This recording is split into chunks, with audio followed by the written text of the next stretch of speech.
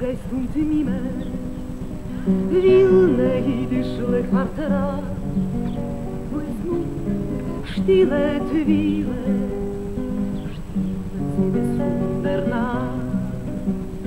Oft mal seh ich dich in Chole, es geliebte wilne mein, und die Alte in der Ghetto, in einem nebeligen Schein. Wilne, unser Heimstatt, unser Bänkschaft und Wagen. Wie oft es ruft dein Name und mein Kreis hat Wilner Gässlech, Wilner Teich, Wilner Weldelbark und Tor. Es bringt sich noch die Zeit von Amor. Sie sehten der Sackrete in sein Schlafen eingehielt, geheim es loben Lehrer, der Wissen Durst gestillt. Wilne holt dem ersten Boden von der Freiheitsfungefähr und die Liebe Kinder ihrer mit der zarten Geist Ballett. Wilne, unser Heimstatt, unser Bänkschaft und Wagen. Ach, wie oft es ruft dein Name und mein Garois hat Wilner Gässlech, Wilner Teich, Wilner Weldelbark und Tor. Es neuet, es wengt sich noch die Zeiten. Oh, no.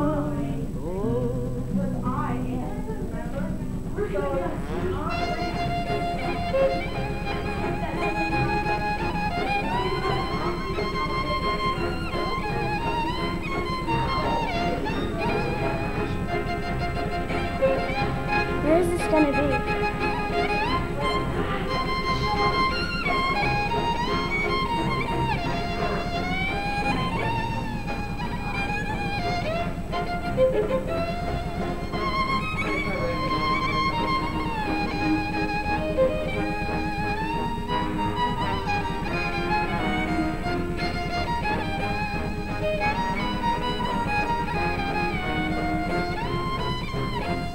הפרק הזה בתערוכה עוסק במאבק של הגאון בחסידות.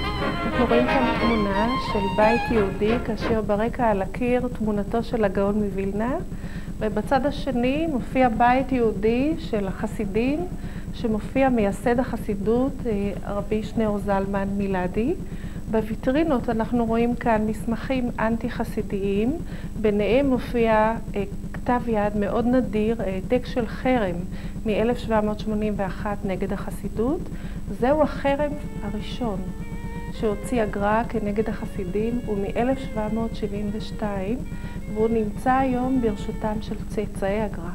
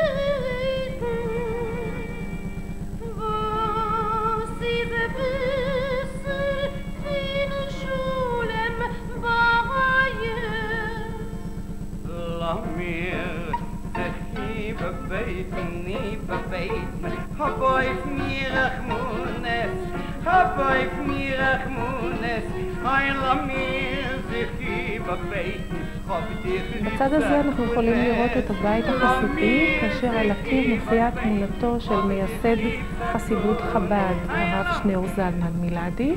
בוויטרינה מופיעים מסמכים שבפעם הראשונה, מסמכים חסידיים ראשונים, נדירים, שבפעם הראשונה מופיע בהם ביקורת כנגד הרבנות המסורתית. הספרים האלה נותרו מהם מעט מאוד עותקים, משום שהחסידים נהגו להשמיד ולשרוף ספרים שיצאו כנגדם, וכך גם לגבי הצד השני.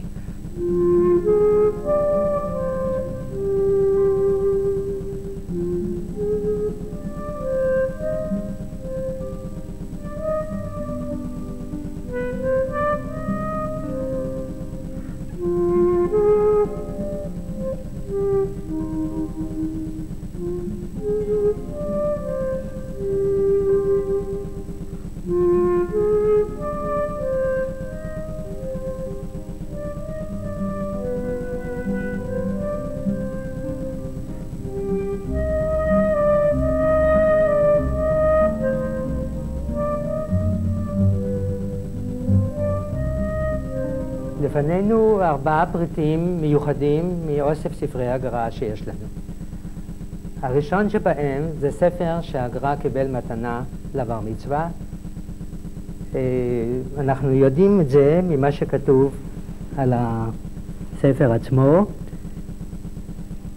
דורון, מתנה לדרשה לבחור החתן התורני המופלא, המושלם, הגדול, רבי אליהו בן מורנו הרב שלמה זלמן נרו יאיר. הספר הזה הוא ספר שנתפס מאוד מאוחר. החשיבות שלו שיש פה הגאות ותיקונים בכתב יד. כתב את ההגאות האלה רבי נפתלי ארץ, רבה של יפו, והוא כתב אותם לפי כתב יד של הגאון שהיה ברשותו. בקרוב הרב קלמן רדיש בניו יורק עומד להוציא מהדורה חדשה של תיקוני הזוהר עם ההגאות האלה שנכתבו כאן. כאן יש לנו את הכריכה של התנ"ך של הגר"א. יש כאן פתק בכתב ידו של נכדו, שזה התנ"ך שלמד בו מרן ורבן של ישראל, הגר"א זיכרונו לברכה. הספר הזה הוא ספר במתמטיקה, לא חובר על ידי הגר"א, אבל הצגנו אותו כאן מפני שהמחבר הספר, רבי ברוך משקלוב, מספר לנו כאן שהוא היה אצל הגאון מווילנה, והגאון מווילנה אמר לו שככל שיחסר לאדם במדעים, כן יחסר לו בתורה. הספר האחרון בוויטרינה הזאת הוא ספר שנתפס בחיי הגר"א, ובו נתפסה הסכמה שהגר"א נתן לספר. בדרך כלל הגר"א נמנע מלתת הסכמות, אבל המחבר הזה הוא נתן הסכמה, ולעוד ספר אחד שגם הוא מוצג בתערוכה. גם בוויטרינה הזאת יש מספר פריטים מהאוסף שלי, ואני אזכיר במיוחד את הפריט הזה, שהוא כתב יד של מנהגי הגר"א, נכתבו על ידי הנין של הגר"א, רבי אלעזר בן רבי יעקב משה, ומה שיפה כאן שיש פה ציורים מאוד יפים, דבר מאוד לא מקובל בכתבי יד של יהודי ליטא בתחילת המאה ה-19.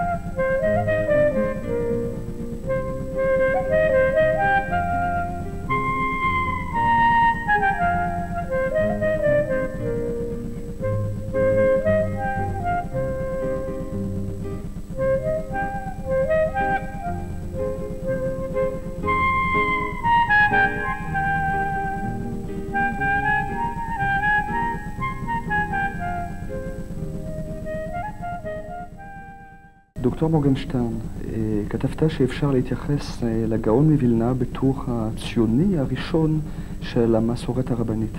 האם אתה יכול לפרט הרעיון הזה על הצופים? כן, הגר"א בעקבות הארי, הקבלה הלוריאנית, טוען שהגאולה היא עניין של תיקון, והתיקון מסור בידי עם ישראל. הייתה תפיסה שהתיקון יכול להיעשות על ידי לימוד תורה, על ידי קיום מצוות, על ידי גמילות חסדים, ועל ידי כוונות בתוך המצוות. אבל הגר"א הגיע למסקנה בשלב שאולי עוד נעסוק בו בהמשך, שהגאולה חייבת להיעשות בארץ ישראל. התיקון יהיה בארץ ישראל. ועל כן התיקון הזה מחייב עלייה לארץ ישראל בראש ובראשונה, ובעקבות כך גם את בניינה של ירושלים ופיתוחה של ארץ ישראל. כפי שנאמר בתלמוד, ואתם הרי ישראל, ענפיכם תיתנו לעמי ישראל. דהיינו, הגר"א קבע את המקום שבו צריכה להיות הפעילות המשיחית בארץ ישראל, אבל הוא גם קבע את העיקרון שאת הפעילות צריכים לעשות מלמטה. דהיינו, לא לחכות לגאולה שתהיה בדרך נס על ידי הקדוש ברוך הוא, אלא עלינו לנקוט יוזמה. עכשיו, זו ציונות בעצם. מהי ציונות? ציונות זה, אנחנו לוקחים את המנדט לידינו וגואלים את עצמנו על ידי הקמת מנגנונים פוליטיים, משפטיים, מדיניים וכו'. הגר"א פתח את הפתח הזה של קבלת האחריות האישית של כל אחד מאיתנו ושל עם ישראל לגאולתו. אז אפשר לטעון שהגאון מווילנה ראה בעלייה לארץ ישראל מעשה משיחי.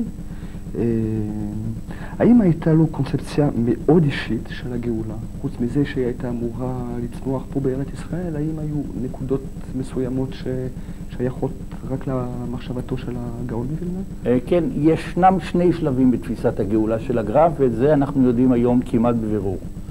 השלב הראשון היה ניסיון מיסטי, קבלי, של קבוצה אליטיסטית, שהוא בעצמו עמד בראשה, או שהוא היה היחידי שעמד בראשה. והוא ביקש לקרב את הגאולה על ידי קביעת הלכה אחידה שתהיה מקובלת על עם ישראל כולו. והוא כל חייו עסק בבירור ההלכה הזאת. כלומר, הגר"א ניסה על ידי לימודו האינטנסיבי והמיוחד מאוד, להבין את ההלכה כפי שניתנה בסיני, לא כפי שהיא בשולחן ערוך, אלא כפי שניתנה למשה בסיני. ואת זה הוא עושה כל חייו, ועל כן הוא חולק על כל הראשונים במידה וצריך לחלוק עליהם, והוא חושב שהם בניגוד להלכה היסודית. בתולדות חייו אנחנו רואים את המאמץ שהוא עושה כדי להביא לידי כתיבת הלכה. הוא חושב שעל ידי חיבור הלכה הוא יצליח לקרב את הגאולה, על ידי גילוי סודות התורה. אבל כנראה שהוא לא הצליח, ואז הוא מורה לתלמידיו ללכת בדרך שונה. דהיינו, לעלות לארץ ישראל. וזה השלב השני בתפיסה שלו. כלומר, הוא מעביר את זה ממיסטיקה של יחידים להמוני בית ישראל, לגאולה בדרך הטבע. בקשר לארץ ישראל, כולם מכירים, או לפחות שמעו על התנגדותו של הגאון מווילנה לחסידות. ובכל זאת, יש נקודה משותפת מאוד מעניינת בינו לבין הבעל שם טוב. מספרים ששניהם התכוננו להגיע לארץ ישראל ולא הגיעו. אתה יכול לספר מה קרה לגאון בדרך? הגר"א והבעל שם טוב היו בעצם מאותה שכבת מקובלים חסידים. רק אחר כך כנראה חל איזה פיצול, כאשר בשלבים מסוימים של החסידות דובר על העברת הדגש מלימוד תורה אל הדבקות באמצעות התפילה וקיום המצוות. את זה הם הדגישו בחסידות. הם סברו שניתן לקרב את הגאולה בדרך כזאת. כשאנחנו פותחים את כתבי החסידות הנוגעים לעניין של העלייה לארץ ישראל, אנחנו שומעים שמדברים על התיקון הלוריאני באמצעות התפילה, הדבקות המיסטית בקדוש ברוך הוא, שהיא תביא לגאולה. ועל כן עולים לארץ תלמידיו של המגיד ממזריץ' ב-1777, תקלז, כדי ליצור איזו ייחודיות מיסטית, התחברות בארץ ישראל דווקא, שהיא מסוגלת יותר ממקום אחר, כדי להביא את הגאולה. הגר"א גם סבור היה שניתן בשלב מסוים לעשות פעולה מיסטית, אבל הוא לא כל כך שם את הדגש על התפילה, אם כי כמובן התפילה הייתה חשובה. הוא שם את הדגש על ידיעת התורה לאמיתה, ועל כן הוא בדרכו לארץ ישראל, הרי נמצא גם בדרכו לארץ ישראל, מנסה כנראה לברר סוגיות אחרונות שהיו לו, קשיים איתם באמסטרדם, וכנראה שהוא לא הצליח לגלות את הסודות האלה, ואז הוא חוזר חזרה לווילנה.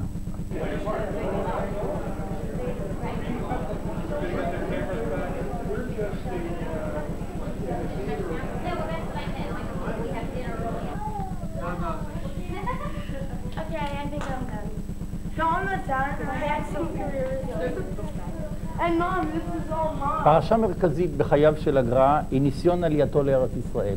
אבל למעשה לא היה לנו מידע, לא מתי הייתה הפרשה הזאת, מתי הוא ניסה לעלות לארץ ישראל, ולא לאיזו מטרה. והנה בשנים האחרונות הגיע חומר מברית המועצות, ובין השאר הגיע ספר חידושי הרשב"א, שבו רשום סיפור על כריכת הספר, והסיפור מספר לפי תומו שכאשר הגר"א היה בדרכו לארץ ישראל, הוא הגיע לאמסטרדם, ושם הוא התארח בבית משפחה עשירה, כתוצאה כנראה מעייפות, מחולשה דאורחה. את הדבר הזה רכש ישעיהו וינוגרד, ואני בעקבות העניין של אזכור אמסטרדם, יצאתי לחפש הוכחה שאומנם הגר"א היה בהולנד. סברתי שניתן יהיה למצוא הוכחה. עברתי בכל הארכיונים היהודיים בהולנד, ולא מצאתי שום הוכחה שהגר"א היה בהולנד. והנה, ביום האחרון הגעתי להאג, לארכיון הקהילה היהודית בהאג. מצאתי פנקס ארץ ישראל, שבו רשומים כל מיני כספים שניתנו לשליחי ארץ ישראל, וגם לאנשים ההולכים לארץ ישראל, כלומר שמתכוונים לעלות ומקבלים את תמיכת הקהילה. והנה מצאתי שיש כאן רישום בשנת תקל"ח, דהיינו 1778, כתוב כאן שניתנו כספים לרבי אליהו מווילנה ההולך לארץ ישראל. דהיינו, יש לנו כאן הוכחה שמאשרת את מה שמצוי במקור של חידושי הרשב"א, שהגר"א היה בהולנד, והתוספת החשובה זו השנה.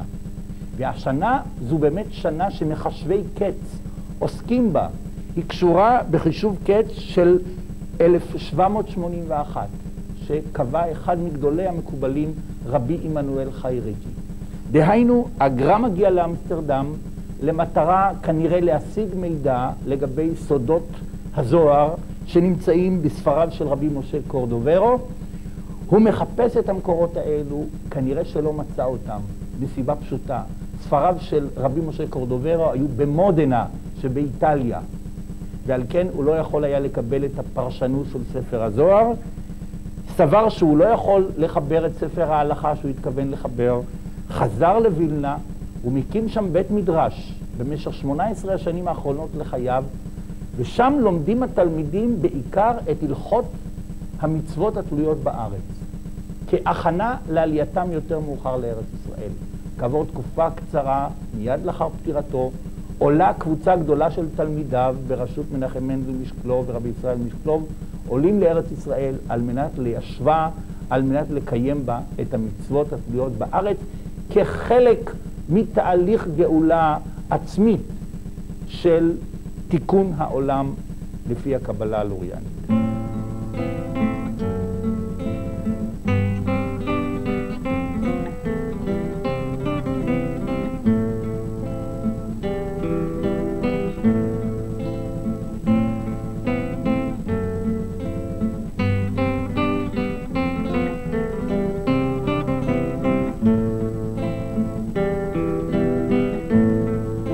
מדובר בתקופה שלאחר 1840, שהיא תקופת המילניום. צריך להבין שבראשית המאה ה-19 הייתה התעוררות משיחית לא רק בקרב יהודים, אלא גם בקרב פרוטסטנטים מילינריסטים, שחשבו על ביאתו השנייה של ישו, זה second advent, מה שאנחנו מכירים. עכשיו, התפיסה של הפרוטסטנטים הייתה שהתהליך של גאולת העולם יהיה כזה שבשלב הראשון תהיה שיבת ציון, תחזור ממלכה יהודית, אפילו ייבנה בית המקדש, ולאחר מכן היהודים יכירו בישו. עכשיו, בשלבים הראשונים היה שיתוף פעולה בארץ ישראל בין תלמידי הגר"א ובין המילינרים. ושניהם, שתי הקבוצות האלה, שאפו לקדם את הגאולה. כאמור, שיבת ציון הוא תנאי ראשוני לגאולת האנושות, כך סברו הנוצרים המילינריים. דבר אחד ברור, הציונות הדתית מדברת על נטילת יוזמה פוליטית, ובזה היא דומה, אם כי שונה באמצעים. גם תלמידי הגר"א נקטו יוזמה בניגוד לשלוש השבועות האוסרות על נקיטת יוזמה פוליטית בתהליך הגאולה. גם האמצעים שהם בהם השתמשו, יישוב ארץ ישראל, קיום המצוות התלויות בארץ, גם הם היו דומים. ההבדל היה שתלמידי הגר"א חיו בתקופה שבה לא ניתן היה לרכוש קרקעות, שיהודים נרדפו בירושלים. על כן הם נקטו אמצעים אחרים, כמו ניסיון לחדש את הסנהדרין. גם זה היה מעשה מהפכני, הם גם בו נכשלו. הציונות הדתית של המאה שלנו, היו לה אמצעים, כבר רכשו קרקעות בארץ ישראל, אפשר ליישב את ארץ ישראל, אפשר לקיים מצוות התלויות בארץ, ועל כן, מבחינה מעשית הם היו שונים, אם כי מבחינה אידיאולוגית מדובר על בסיס שווה. Wilne Gott dem ersten Faden von der Freiheitsfungewähr und die liebe Kinder ihrer mit der zarten Geist Ballett. Wilne, unser Herrschaft, unser Bänkschaft war gern. Ach, wie oft es ruft dein Name und mein Eukaroi satrer. Wilner Gästlech, Wilner Teichen, Wilner Weltelbark und Tor. Es neuet, es wengt sich noch die Zeit,